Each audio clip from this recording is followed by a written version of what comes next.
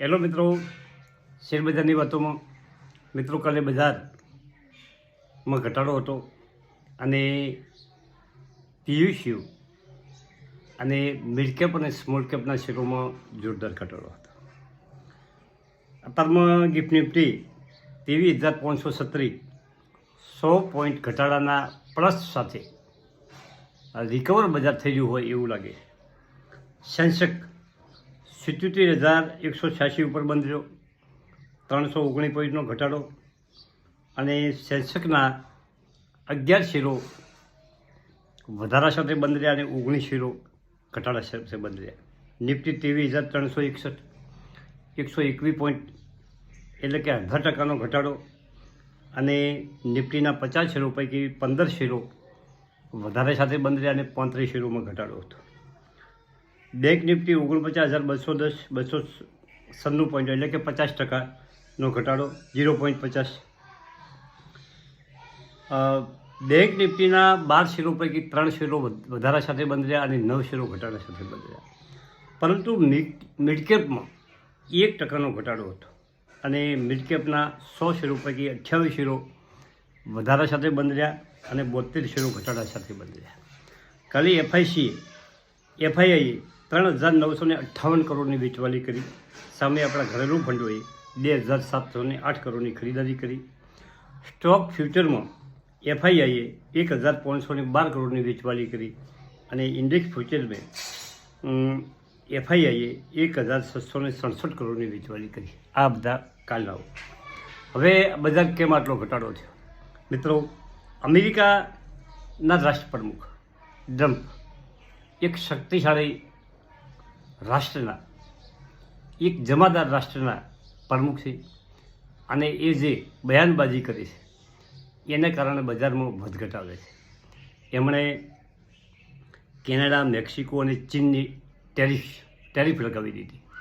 એમને જે અમેરિકામાં માલ જે આવે એના ઉપર 20%થી 25% સુધીનો વધારાનો કર નાખી દીધો, ઝીકી દીધો અને એના કારણે વિશ્વના તમામ માર્કેટો વધતા હતા. પરંતુ ટ્રમ્પ સાહેબના બયાનો ધમકી ભર્યા હોય છે અને એ ઘણી અસર કરતા હોય છે. પરંતુ આજે પાછું એમણે એમનું બજાર ફેરવી તોડ્યું છે અને મેક્સિકો ઉપર લગાવેલો ટેરિફ ને રોકાવી દીધો છે.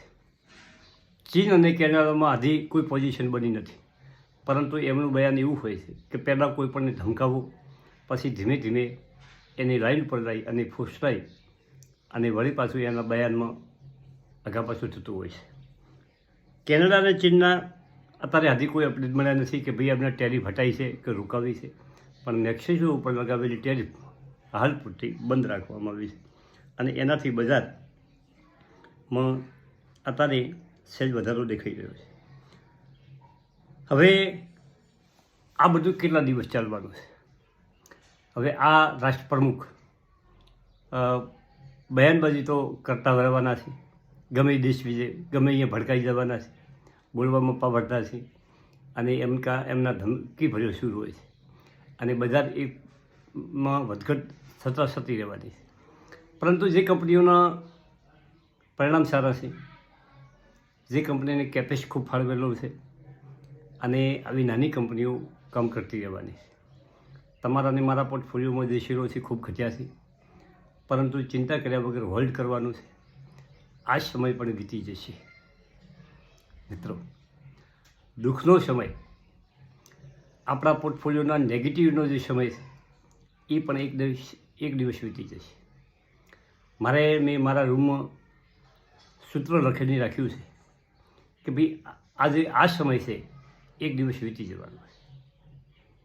આ સમયે પણ એક દિવસ વીતી જવાનો છે અને અત્યારે જે તમારે કોઈ પણને કોઈ વેચવાલી કરવાની નથી અને કોઈ વેચવાલી કરતું પણ નથી.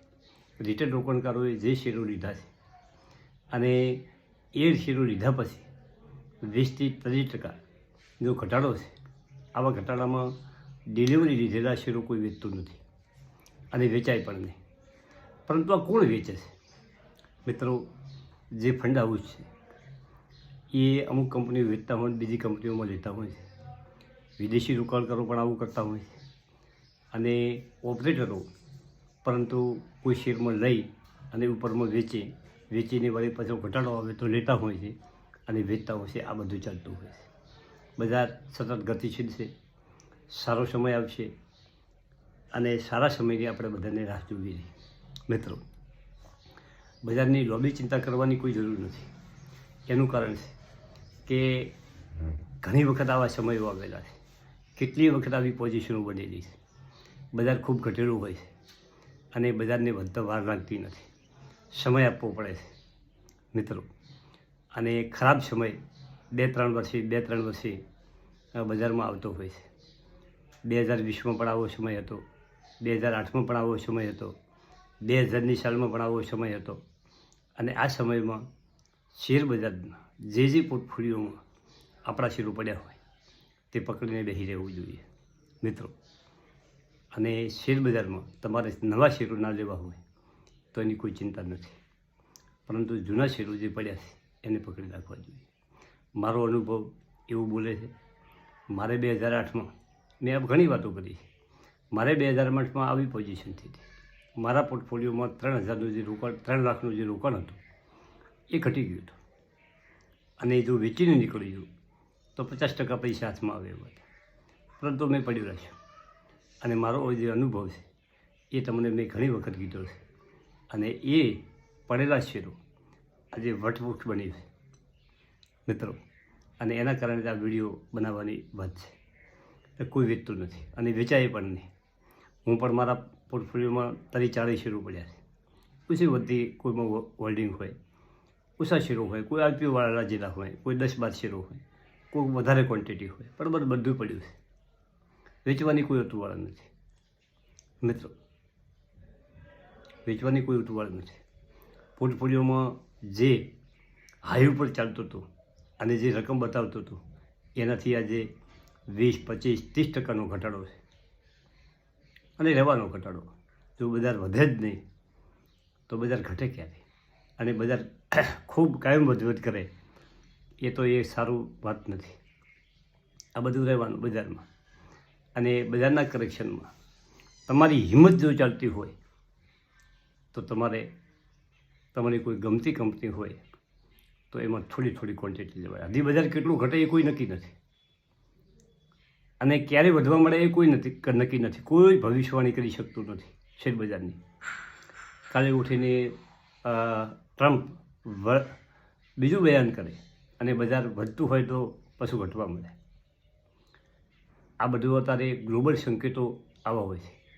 અને અત્યારે કોઈ પણ દેશના ખૂણામાં કંઈ ચાલતું હોય તો આખા વિશ્વને લાગુ પડે છે. આખા વિશ્વમાં વધઘટ થાય છે મિત્રો.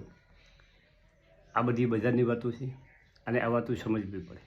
બજારમાં આપણે રોકાણ કરીને બેઠા હોય તો બજારની દરેક વાત આપણે સમજવી જોઈએ. Thank you.